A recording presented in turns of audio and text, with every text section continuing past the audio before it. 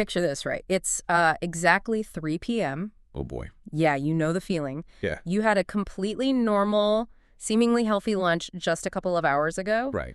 Maybe, I don't know, a turkey sandwich or one of those trendy grain bowls. Sure, something sensible. Exactly. But right now, sitting at your desk, you are suddenly hit with this just overwhelming, almost like gravitational wave of fatigue. It hits you like a truck. It really does. Your brain feels like it's stuffed with cotton. The text on your monitor is literally blurring together. And if you hold your hands out, they might even be trembling a little bit. Yeah, the classic afternoon shakes. Right. You feel like you either need to crawl under your desk for a nap or you need to just inhale a massive sugary snack immediately to survive the workday. We have all absolutely been there. Totally. It's a nearly universal experience. Yeah. And people usually just blame it on, a bad night of sleep or general burnout.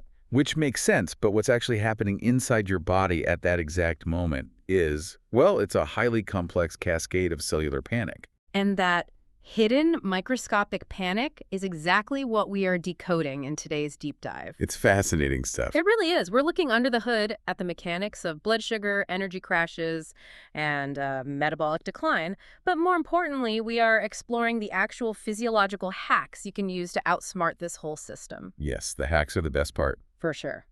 And we're drawing from a really robust stack of sources today. We've got clinical insights from endocrinologist Dr. Gertie Toshko, guidelines on metabolic syndrome from the National Lipid Association, and some really cool systematic reviews on meal sequencing. Yeah, the ones from Clinical Nutrition Research in Ohio State, right? Exactly.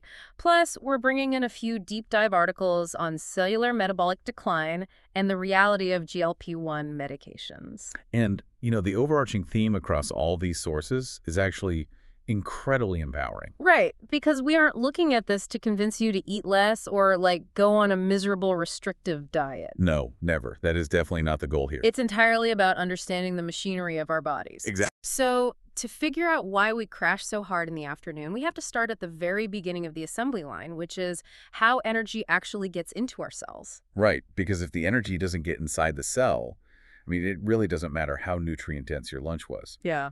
Fuel is completely useless if it's just floating around in your bloodstream, locked out of the tissues that actually need it.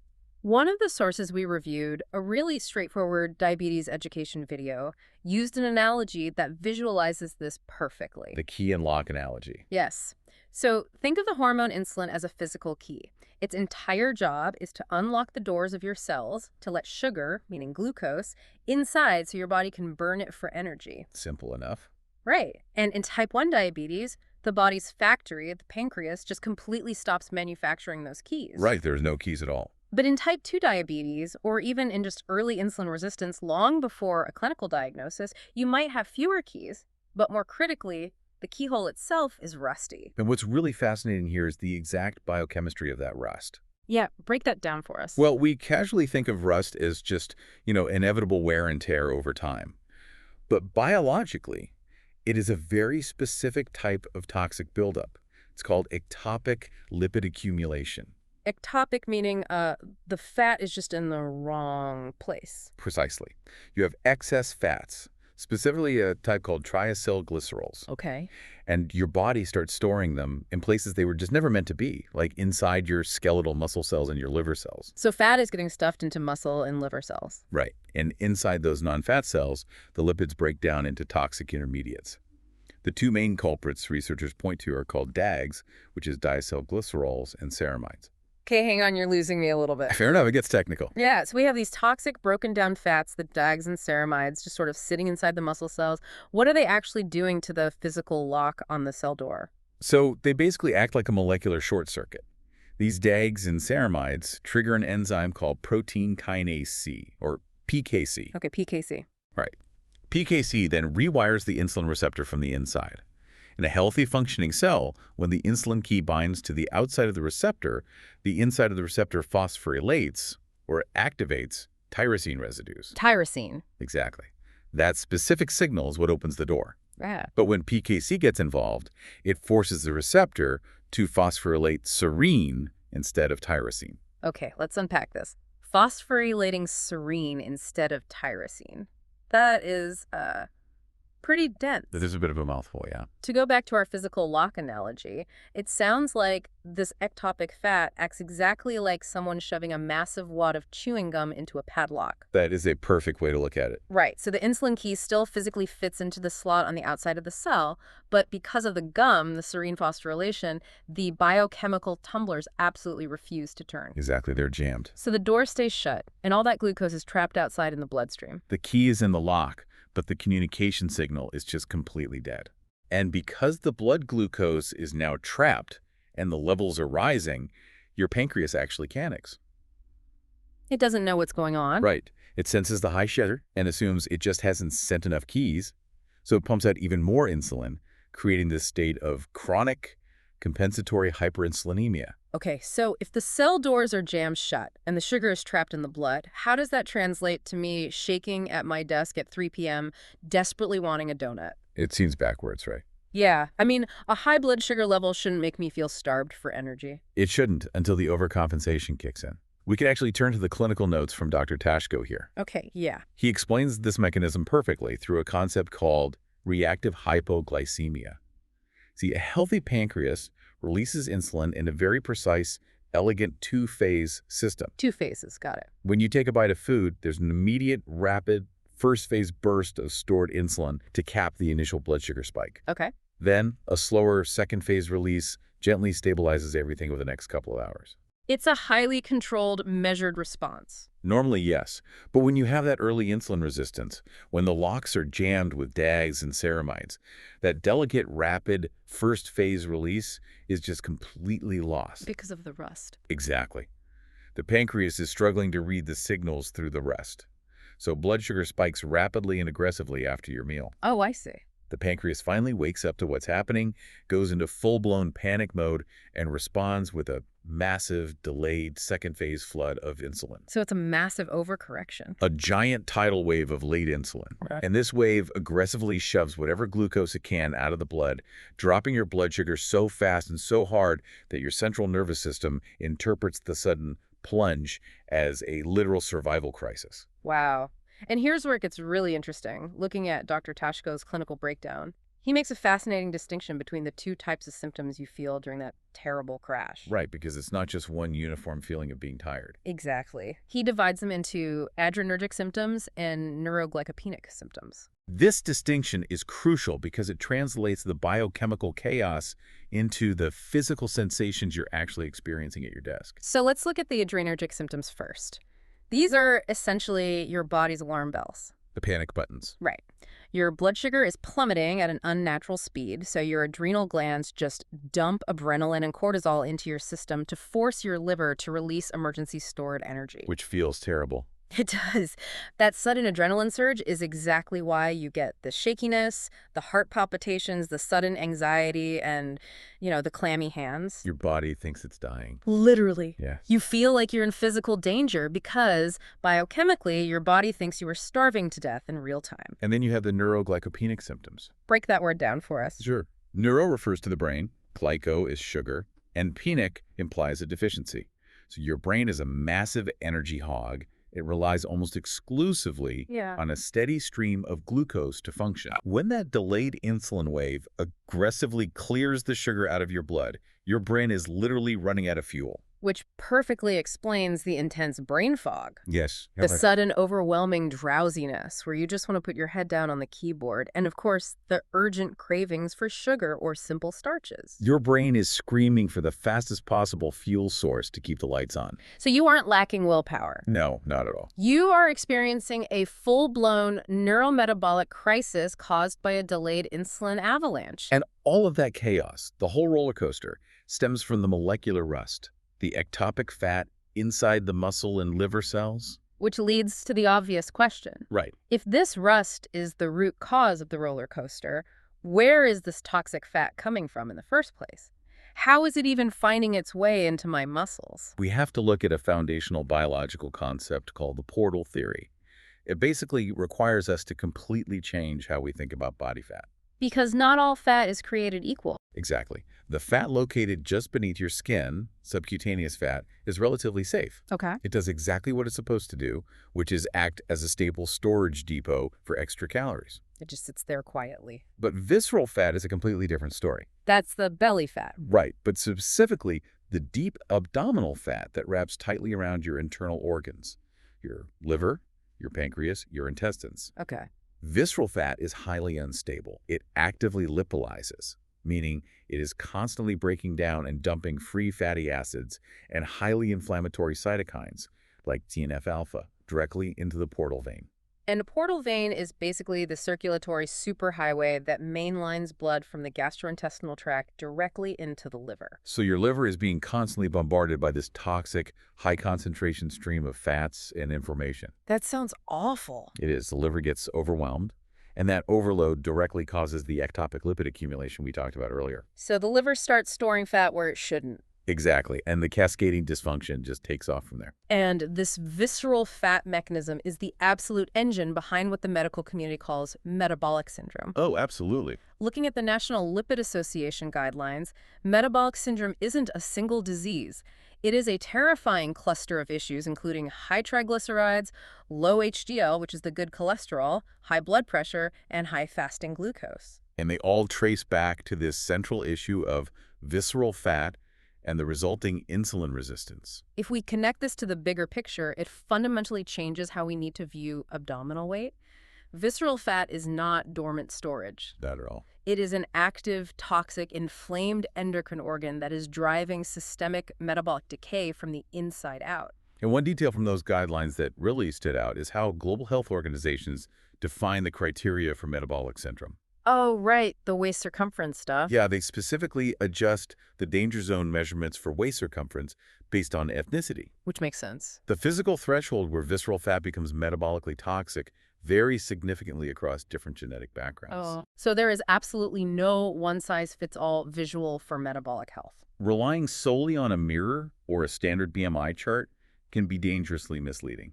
Yeah. You can look relatively thin on the outside, but if you have even a small accumulation of that toxic visceral fat wrapping your organs, your cellular keyholes could be completely rusted over. Wow. You really have to look at the functional markers, the triglycerides, the blood pressure, the glucose stability. Considering how complex this internal decay is, and the fact that it involves malfunctioning receptors and toxic fat, I have to ask about the modern miracle cure dominating the news right now. I knew this is coming. I'm talking about GLP-1 agonist medications, Yeah. the weight loss shots. Can we just, inject our way out of this rusty keyhole problem? It is the defining medical debate of the decade, honestly. And to navigate it, we have to be very precise about the mechanisms of these drugs. Right. Let's pull from the Everyday Health article, which gives a very impartial clinical breakdown of what the data actually says. Good idea. And to be clear, we are just conveying the findings from the source material here. We are picking sides. Exactly. So GLP-1s are undeniably powerful tools. They mimic a natural hormone in your body. When introduced, they prompt the pancreas to release insulin more effectively in response to meals. Right. They reduce a hormone called glucagon, which physically stops your liver from dumping stored sugar into your blood. And because they suppress appetite in the brain so strongly, they drive massive visceral fat loss. And losing that visceral fat is a profound physiological benefit. Because it removes the rust. It removes the source of the toxic free fatty acids bombarding the portal vein, which significantly lowers systemic inflammation. Wait, I'm stuck on something here. Okay, what is it? If the drug empties the visceral fat, and the visceral fat is what causes the toxic rust in the first place, aren't these medications technically fixing the root cause? Doesn't the lock just sort of clean itself out?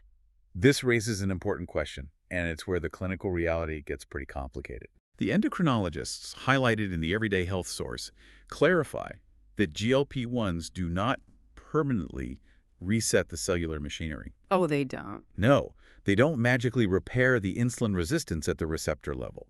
They manage the environment brilliantly while you are actually taking them, but they don't rewrite the cell's baseline function. So they're suppressing the dysfunction, not necessarily curing it. Right. When the medication is stopped, the artificial satiety signals fade.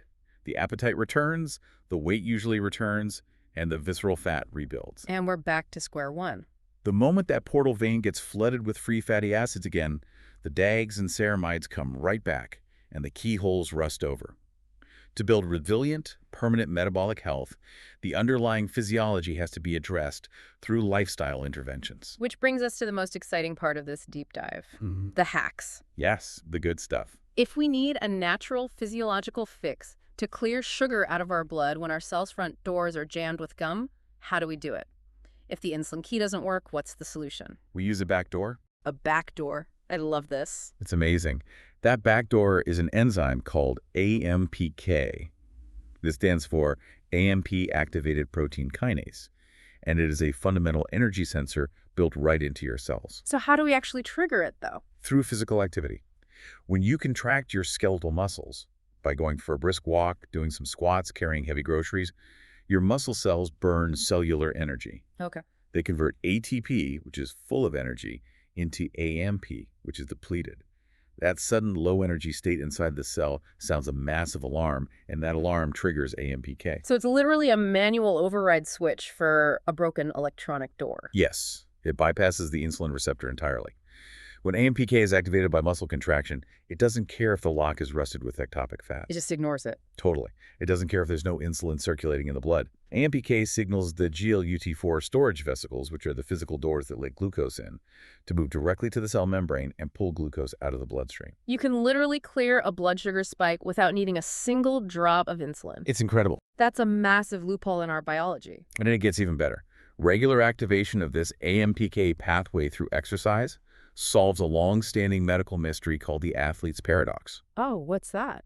Well, we know endurance athletes have fat stored inside their muscles, yet they're incredibly insulin sensitive. Why?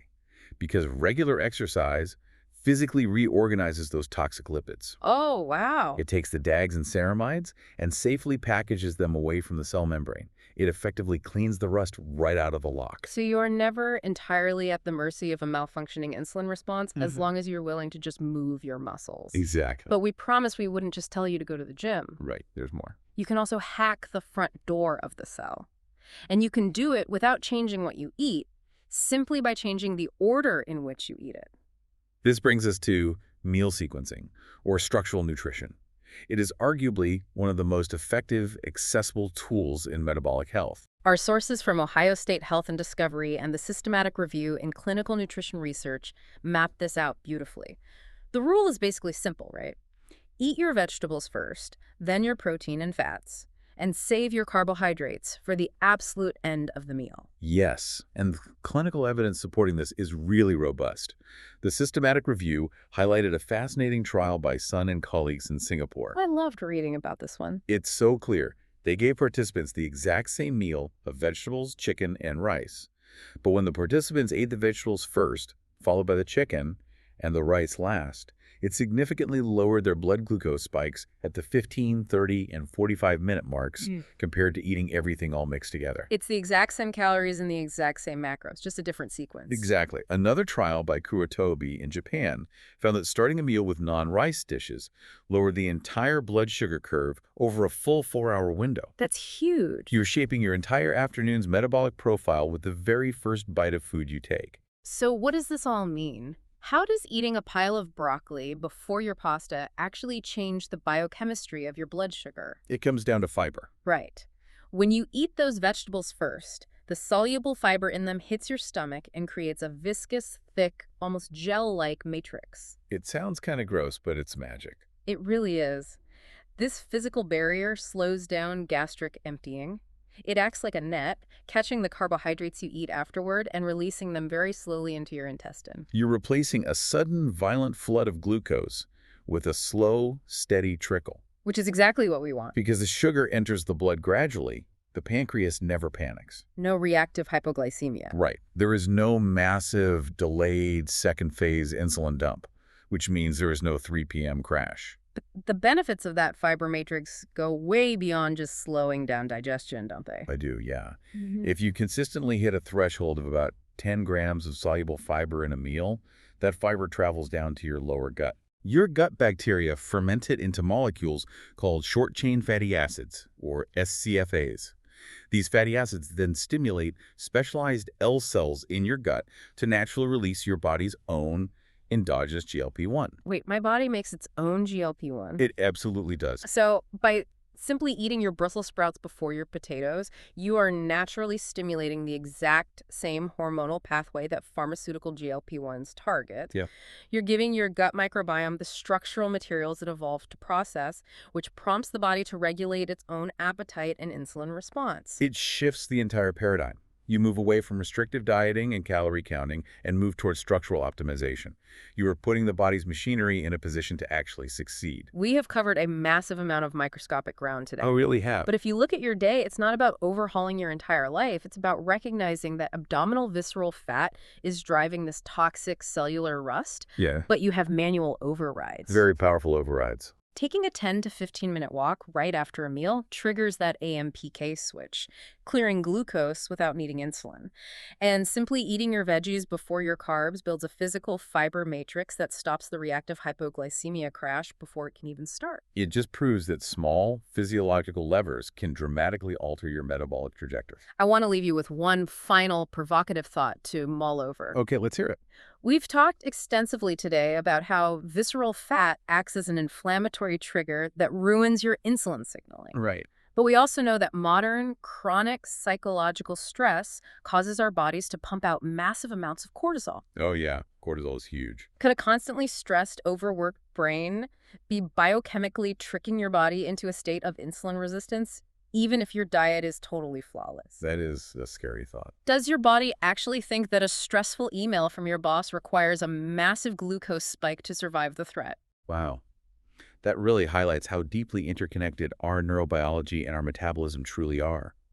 The brain's perception of danger might be just as influential as what's on your plate. Something to think about the next time your inbox starts filling up. Definitely. Thank you so much for joining us on this deep dive. We highly encourage you to experiment with meal sequencing at your very next meal. See how you feel. See if you can conquer that 3 p.m. crash. Until next time, keep diving deep.